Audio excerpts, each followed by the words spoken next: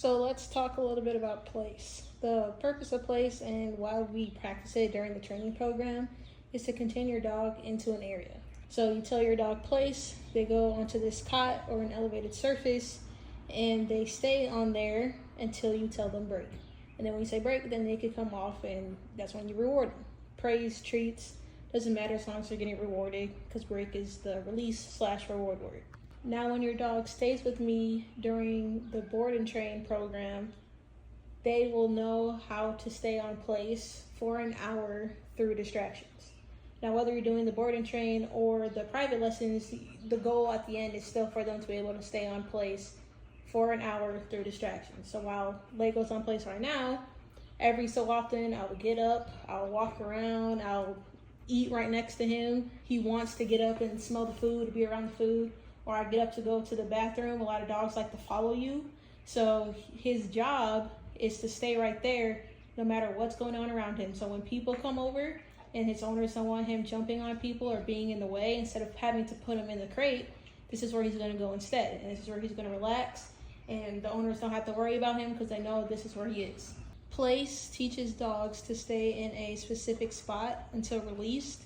And it helps build impulse control, calmness, focus, and especially in situations where distractions are going around in real world places. Like if his owners ever want to take him down to the city or want to take him somewhere that's very populated or a dog friendly place, like even a cafe where they allow dogs to sit with you. This will help teach him how to just relax and stay calm and stick to the task no matter what's going on around him. I don't teach dogs to lay down on place. I know a lot of trainers will train dogs that when they go in place, they automatically lay down. I want dogs in a sit and for them to lay down on their own. That shows that they have given in to staying on place and they're getting comfortable. So when I tell a dog to go in place, they automatically go into a sit. Now, when they're in the sit, they're more likely to get up when you get up or distractions are going on, because their brain is more focused on the things that are going around them. Versus once he lays down, that's when I know that he has given into it and he's just going to relax and stay calm. And that's how I know that he's least likely to get up, because he's in a relaxed state. So for me, I don't break a dog off until they are laying down for at least 10 minutes. So right now it is 4:30. So we're gonna see how long it takes until Lego lays down. So Lego finally decided to lay down after 10 minutes. So this is what I want. It's for the dog to just relax, chill, not care about what's going on around him. Like even he's by a window, so that's a distraction too. People walking by, dogs walking by, cars going by, that he wants to sit and look out the window. But task at hand is to just stay there. So even if I get up, I still want him to lay down. If I get up, he should still lay down. He gets off. Place. See that? But he automatically goes into that sit. So now, that was a test of him being able to stay there even when I get up. Well, he got it off. That's okay. Now I'm just gonna sit back down. Like literally, there was no reason. I wasn't doing anything but just standing up.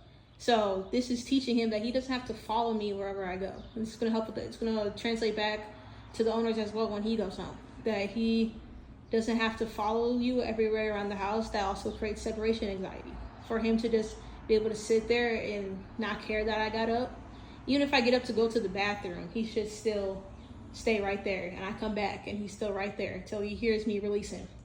So he got off, no worries. Look, he's thinking about it.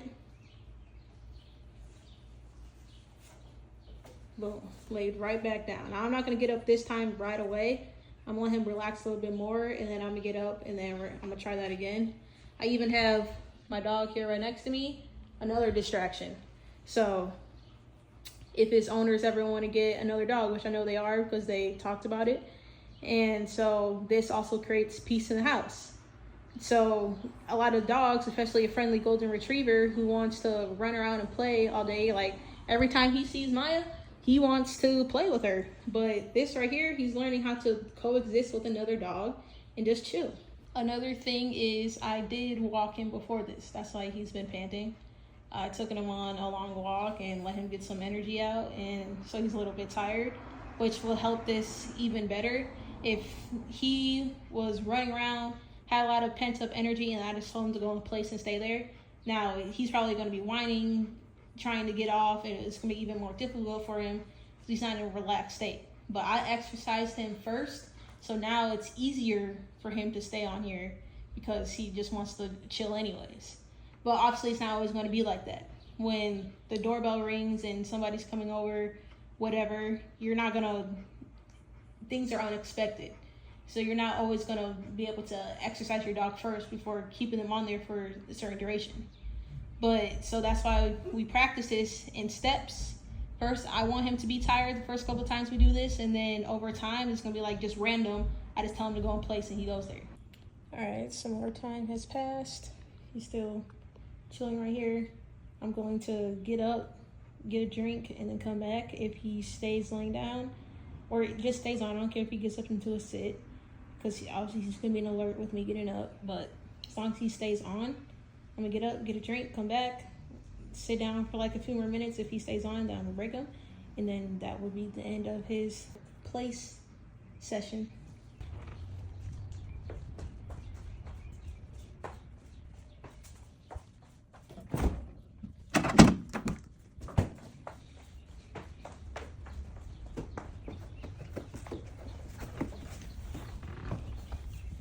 All right, so he did good. He stayed on even when I got up, went to the fridge, and came back.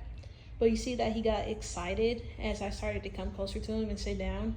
So I'm not going to break him right away when I come back and sit down. I'm gonna wait a couple more minutes so that he doesn't think when I get up and come back, he's able to release himself. So once I come back, now I'm gonna sit, wait a couple more minutes, and then I'm gonna break him once he relaxes back down. Like a freak. Good boy. That's that good boy. Yeah, man. Yeah, man. That's that good boy.